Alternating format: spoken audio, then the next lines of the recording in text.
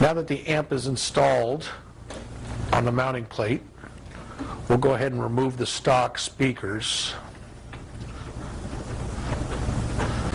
When you're installing our speaker adapters for the 6.5-inch speakers on a Road Glide fairing, there's a couple of small modifications that'll need to be done to the speaker adapter rings.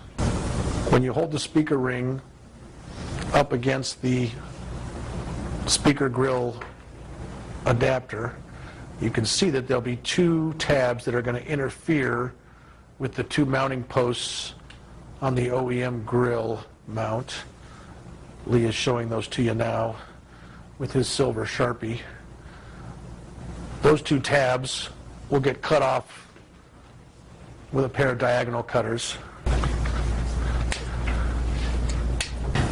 That should allow the speaker adapters to bolt right on to the stock grill mounts. We only use 3 of the bosses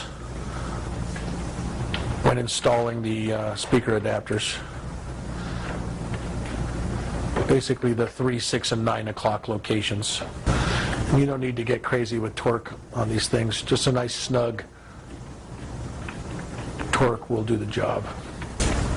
You can repeat this process on the other side, and then you'll be ready to put the 2 new 6.5-inch speakers in their new spots. I don't know about you. You think we'll get better sound out of one of these?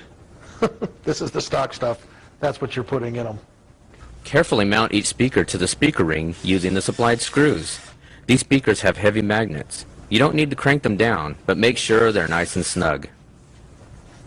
Prepare the high-level inputs with extension wires by soldering and covering connections with heat shrink tubing. After plugging them into the amplifier, connect these to the radio's speaker outputs. Then zip tie the cables in place. Tin the B positive and ground cables with solder to prevent the strands from fraying. Secure the cables to the connector by tightening both the B positive and ground set screws. Carefully plug the power connector into the amplifier. Now we just need to insert the fuse we removed earlier into the waterproof housing.